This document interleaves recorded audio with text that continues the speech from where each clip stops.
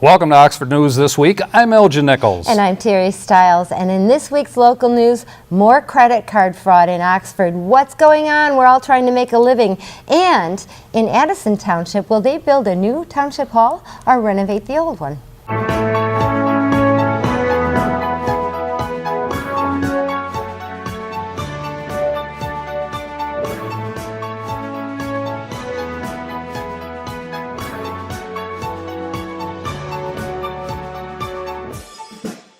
After shopping at a local grocery store, an Oxford woman discovered her credit card had been stolen.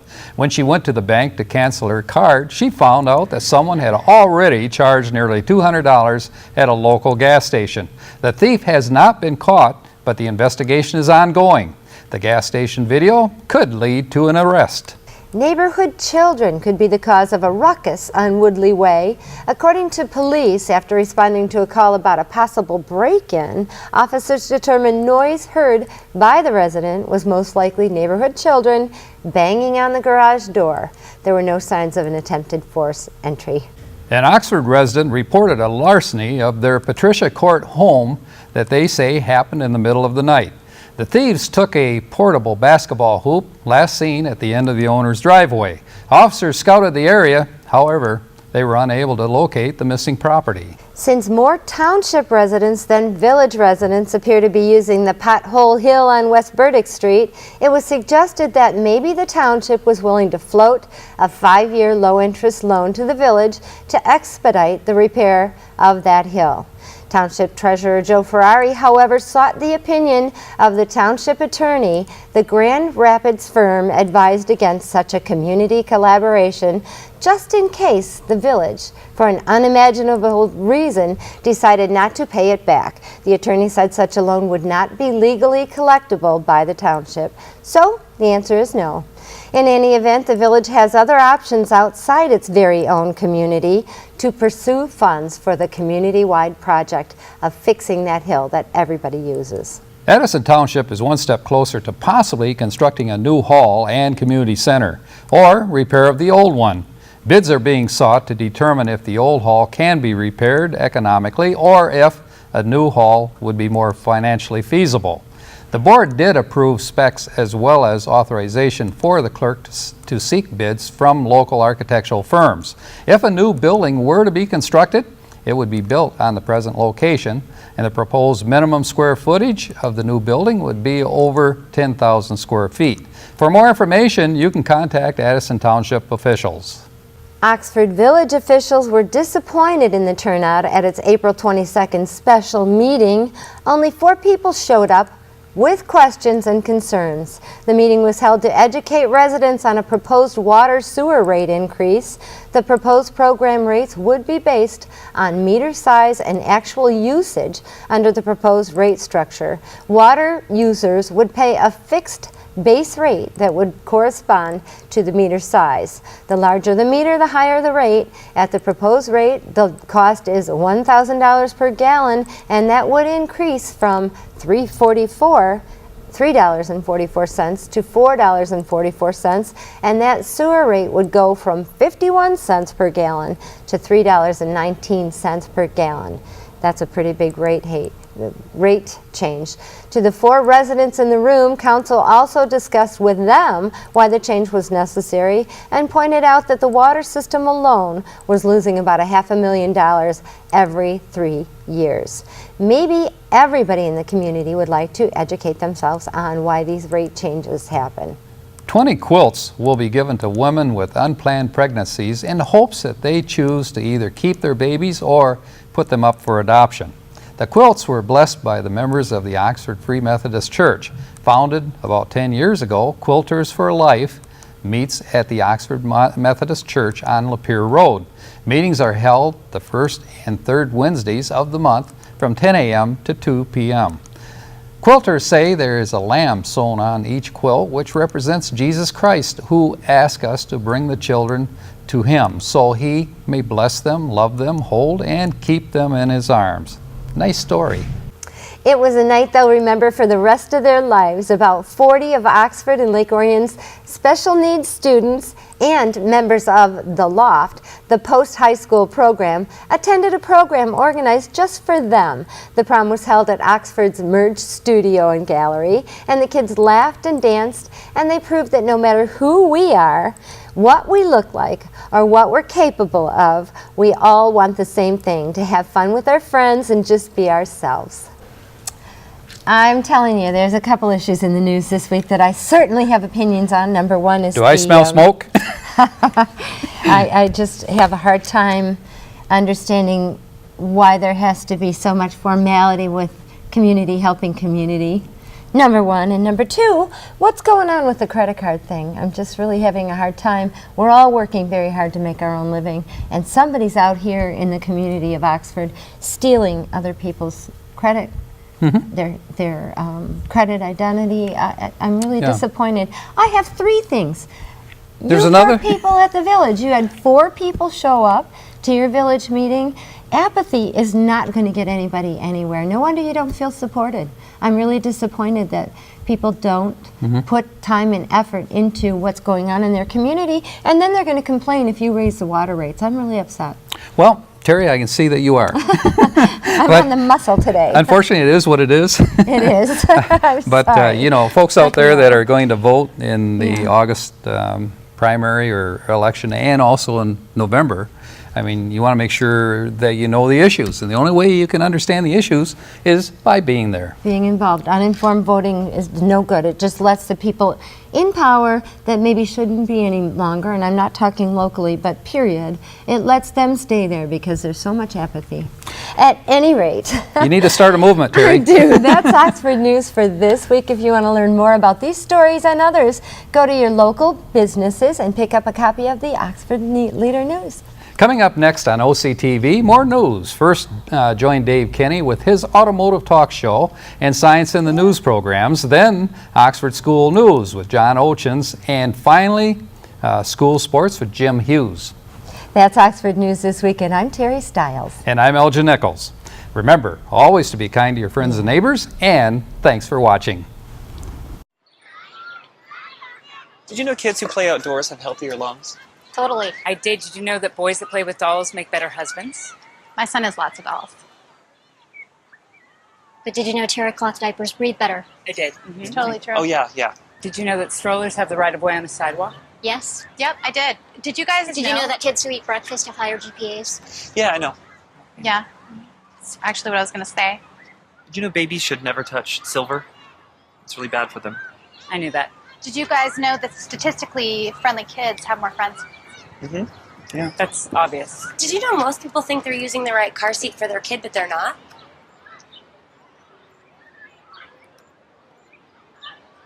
Parents who really know it all know for sure that their child is in the right seat at the right age and size. Visit safercar.gov/the right seat to make sure your child is protected. I'm putting that on my blog. I just put it in mine. RBIs and 36 homers. Swings at the first pitch and fouls it deep back into the stands. Chill raw and prepared foods promptly. 1 in 6 Americans will get sick from food poisoning this year. Check your steps at foodsafety.gov.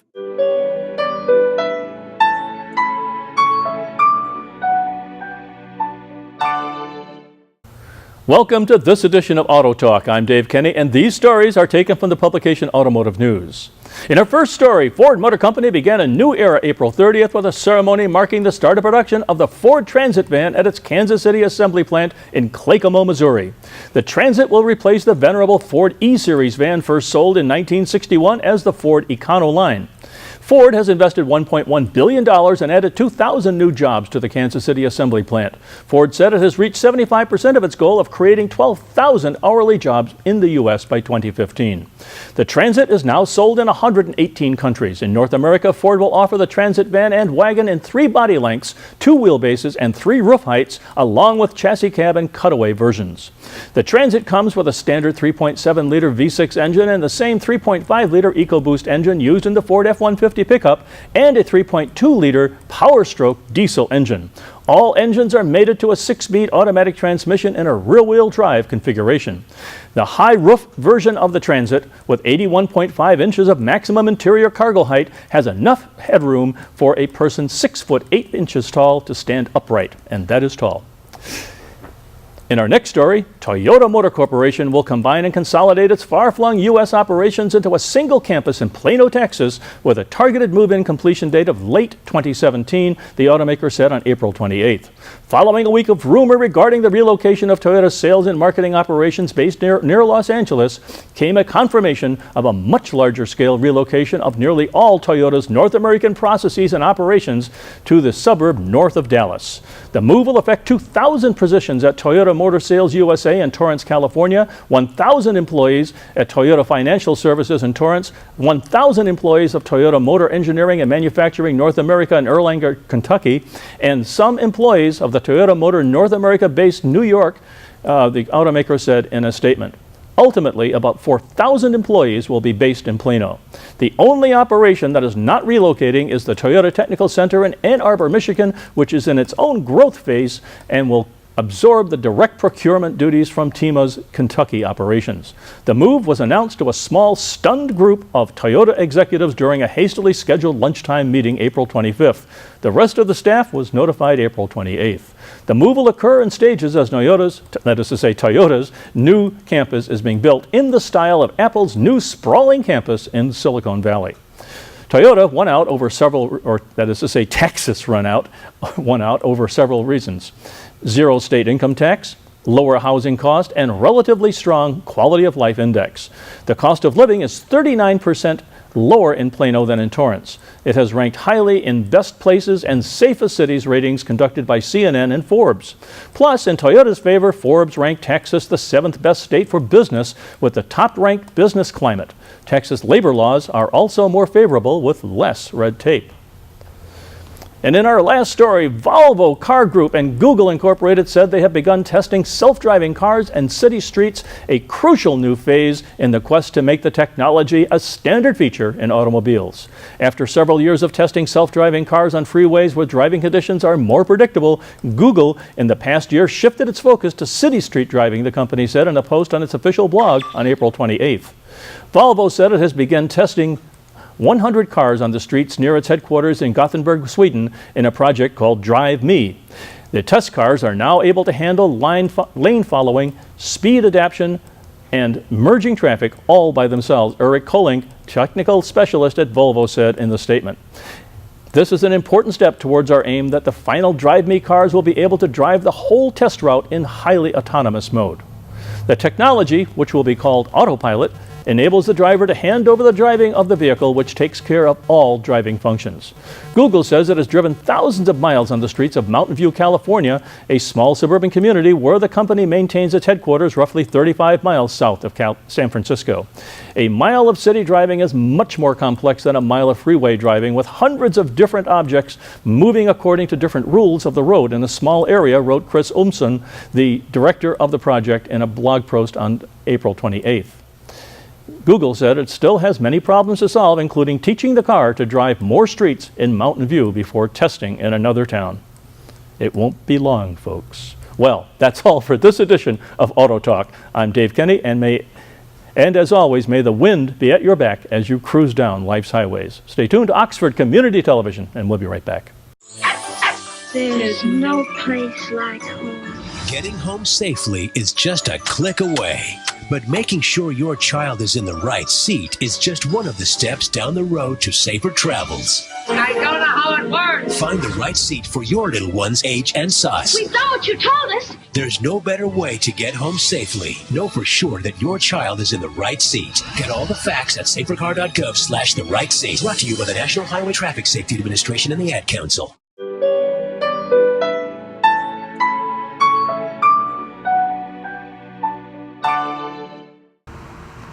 I'm John Oetjens, and welcome to the Oxford Wildcats School Update. Dan Balsley and the Oxford High School Automotive Technology team are back from the AAA Ford State Finals, enjoying the sweet smell of success. Dan tells us more about it. It starts with a regional test. Back in January, the guys, about 30 of the students, took a test to see if they could qualify for state finals. Only 10 schools qualify across the state, and we were one of those qualifying schools. So we found out in March, and we started preparing for the competition. In the state finals, there's going to be a 2014 Ford Fiesta that we have to work on and diagnose and repair in the least amount of time. So at the state finals, 10 of these cars are all bugged identically. They don't run, they don't start, they don't run well. They have electrical issues. And so when the contest starts, the guys find out what the causes are and begin diagnosis and repair. My guys did very well, obviously. They were able to diagnose the faults in the least amount of time. We were the first car to get running in the competition, the first one to go into judging, and the only clean car in the competition. There were 2 other cars that went into the competition, and neither one of those cars were clean. They both had to go back for more repairs. Ours was the only clean car in the competition. When the competition was over after 90 minutes, there were still 4 cars left on the field, and there were no other clean cars. So then in the awards, we actually found out we not only won the competition, but we also were the highest qualifying school in the state of Michigan. So we got a first place award for highest written scores and another first place for, of course, finishing first in the state. Mike Smith and Alan LaBarge were the top crew. Mike tells us what's next.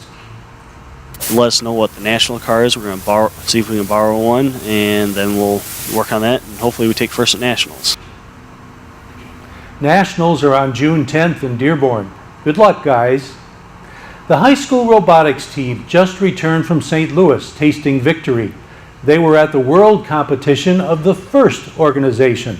Oxford teacher Phil Kimmel tells us more. We were one of 400 teams that had enough points to qualify for the opportunity, and then we actually ended up splitting the 400 teams into 4 100-team divisions, and we took through all the round-robin games. We ended up taking 4th place in our division of 100 teams. So we weren't fortunate enough to move on into the tournament round where the 4 division winners were playing each other on Einstein Field, they call it. But we were very fortunate to place 4th and had a wonderful trip, and kids were very successful. Congratulations to the entire team and their mentors. Soon we'll be premiering a new program called Schooling Around that will delve into these great organizations and their members in much greater detail. A new Michigan 4-year high school dropout report just came out, showing Oakland County averages 91% of its students graduating. This compares with a 77% state rate and an 80% national rate. Oxford comes in at just over 90%, Lake Orion was at 91%, Brandon at 86.5%, and Clarkston at 85%. Most Oakland County educators concur that Oakland County remedial reading programs in secondary schools make the difference. That's the Oxford Wildcat Schools update for this week. Stay tuned for Science in the News with Dave Kenny and Wildcat Sports with Jamie Hughes. I'm John Oetjens for Oxford Community Television, keeping it local.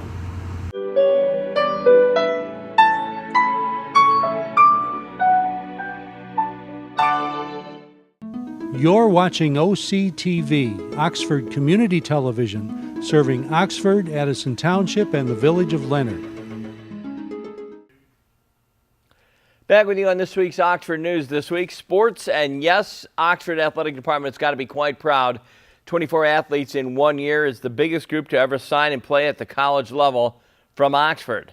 That according to Athletic Director Mike Watson, who held a one final ceremony on April 16th. The signers include cheerleaders Taylor Barrett, who will attend Grand Valley State University, Liz Ettinger, who will attend Alma College. Watson also commented having more signees in a variety of sports, including Haley Kornberger, who will attend Division I Michigan State University. Even the golfing and the Lynx are represented. Emily Cleland will play that at Hope College. Maddie Eschberger will play lacrosse at the NAIA Siena Heights University. All the signings can only be a testament to the Oxford Athletic Department. We here at OCTV congratulate the athletes on their signing and college intent. Congratulations, athletes. The Lady Wildcats earned their third OAA White Division win on the soccer field, 2-1 against Birmingham Groves on April 24th. The score was tied at 1-1 after a penalty kick was finished by Karina Parker. The second half proved to be just as challenging. Oxford maintained a ton of possession, but the Falcons packed in the back to protect the Oxford moves to 3-4 in the wide open OAA White race and two matches away from Bloomfield. And that'll take place on Thursday. Berkeley on Friday. We'll have the results in next week's broadcast. We had talked about this last week, how it's been very difficult for Coach Matt Johnson to find the track team due to all the other things going on. The Oxford Invitational held last Saturday went really smooth, according to track and field head coach Matt Johnson. The Oxford boys placed 8th. The girls placed 6th out of 16 teams, which included Berkeley, Beverly Hills, Wiley E. Groves, Bloomfield Hills, Clarkston, Lake Orion, Ortonville, Brandon, Pontiac Romeo, Salem, Saline, Troy, Utica, Walled Lake, Central, De La Salle Collegiate, and Waterford Kettering. Dallas Pruitt for Oxford was to set a school record for the long jump with 21:10.75 and did a 6'2" high jump. Connor Bandel set another personal record in the discus throw at 138.11, which he broke at the Oxford Invitational with a 152.7. He took the first in shot put with a 53. Also, the boys' Joshua Johnson took first place with the 200 meter. 23.6 credited for Brianna Jackson. Took the first 100 meter with a 12.66. Hannah Long took first with the 3200 meter with 12.16. Victoria Bierce took first place in the shot put, 32 with 7, and first in the discus at 98. A complete list of all their records can be seen in this week's Oxford Leader. After 5 doubleheaders last week, the Lady Wildcats varsity softball team stands 1-9. The team played Troy High School on April 24th, where they lost 2. On April 22nd, the girls played a doubleheader against Armada, where they fell 3-13 and then 2-7. The Lady Cats also lost to Lake Orion on April 18th. 14-1 in Game 1. Cheryl Bannis went 2 for 3. Jordan Ziegler went 2 for 3 with 1 RBI. Sky Donaldson went 2 and 3 in the 15-0 rout. The Game 2 where Cheryl Bannis hit 1 and 2. Ashley Shemansky 1 and 1. Oxford took 2 other hard losses in Richmond on April 17th, 0-15 and 4-14 in that doubleheader. Ashley Shemansky went 1 and 2 in the game. Again, a lot of work for the ladies softball team. If you're a pacemaker was on the fritz this past Saturday afternoon, you must have been watching the Oxford varsity boys lacrosse team. You definitely have to visit your family doctor Monday morning. The Wildcats scored 10 seconds left in regulation to tie Ann Arbor Gabriel Richard at Adrian College, and then won their 5th game, 3rd straight in the second overtime when junior Scott Randall found the back of the net with this to secure the score at 10-9, the victory over Catholic League rival. The back-and-forth battle lasted during the entire contest until Oxford won it late on Randall's goal. But the win solidified that the Wildcats culture may have started the team to bigger and better things. According to the coaching staff, the third-year head coach said the win over the Irish might be the best win in the entire program history. The contest featured a number of highlights in the teams exchanged goals and the leads back and forth. Oxford faced control by closing the stages of the 4th quarter might have made the big difference. According to Coach Norman, the win moves Oxford to a record of 5-1. The Wildcats are on the road Thursday at North Farmington and come home Friday night to entertain West Bloomfield at 7 p.m. Say it with me. We'll have the results on next week's broadcast. Watch sports on OCTV 12:30 to 6:30 every Saturday. And if you do miss our broadcast on the actual television, you can go to our website, OCCTV.org, hit the Programs tab, catch any of our programming, including all of our sports. A call to our parents. If you have a Little League professional or a Little League that you have somebody in and you feel like filming it, we'd love to broadcast it here on OCTV. Again, remember, we like your little athlete, but we'd like to see the rest of them as well. Contact our studios if you do film one of the Little League games. Also, young broadcasters, if you want to broadcast along with the parents while you film the Little League games, we can maybe have you broadcast the game for OCTV. There you go. Feel free to contact our studios. And we leave you with a quote of the week, borrowing from athletic coach Vince Lombardi, the great Vince Lombardi. His quote was, "Winning isn't everything, but wanting to win is." Going to leave you with this edition of Oxford Sports. Hope you have a great week. Take care of yourselves. Take care of the others around you. We'll see you next week. Enjoy. People think I'm trash, but they're wrong. Today I'm just an aluminum can, but one day I could be a stadium.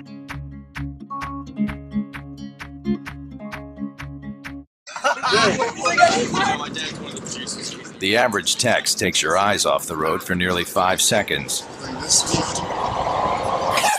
Stop the texts. Stop the wrecks. Visit us at stoptextstoprex.org. Welcome to Science in the News. I'm Dave Kenny, and these stories are taken from the publication New Scientist. In our first story, Noah would have loved this. Mars probably had its own colossal flood millions of years ago when an ice-covered lake cracked open and gushed to the surface. The scenario hints that buried lakes sheltered microbes that may even now lie dormant in the subsurface ice. On Mars, several huge channels seem to originate in the boulder-strewn floors of deep chasms and impact craters. Huge amounts of water had to flow through these channels, says Victor Baker of the University of Arizona in Tucson. But the terrain dates from a time when Mars was evolving into the cold desert we see today. And where did the water come from? Well, Manuel Roda at Utrecht University in the Netherlands took a closer look at a crater called Aram Chaos. It has a channels 10 kilometers wide and 2 kilometers deep leading away from it. To carve such a channel, Roda and his team calculate that almost 90,000 cubic kilometers of water must have flowed through it for perhaps a month. The team thinks that a lake filled the crater when Mars was warmer.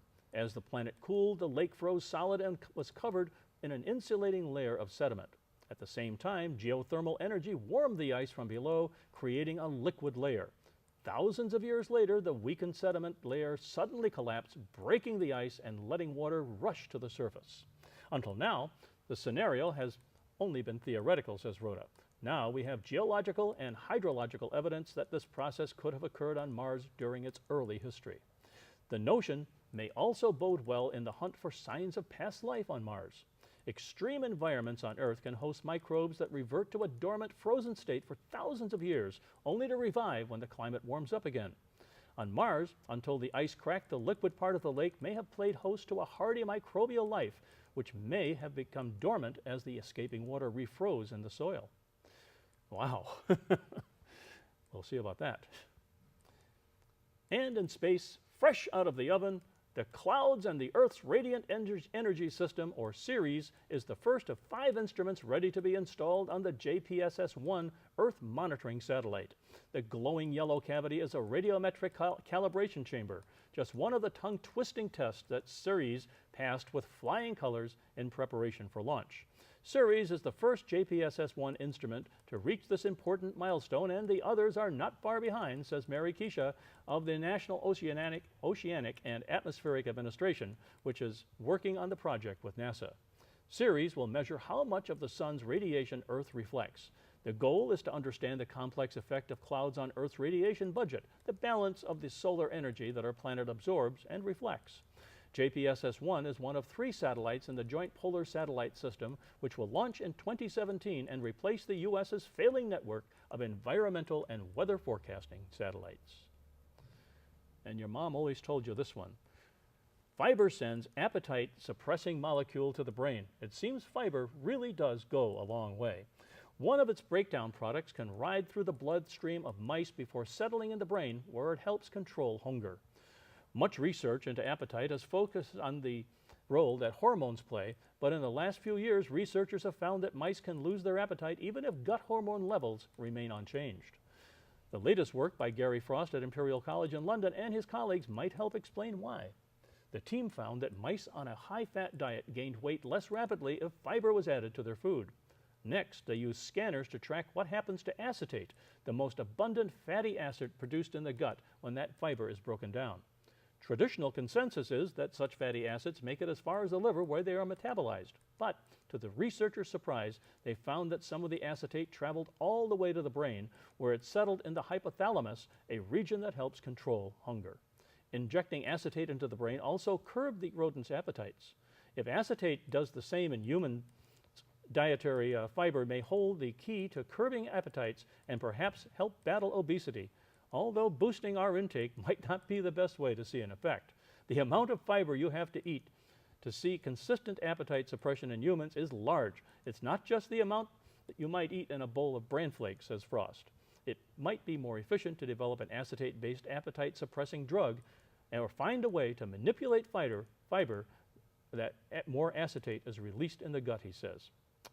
We can all wait for that one. I certainly can. Well, that's it for this edition of Science in the News. I'm Dave Kenny. Stay tuned to Oxford Community Television, and we'll be right back.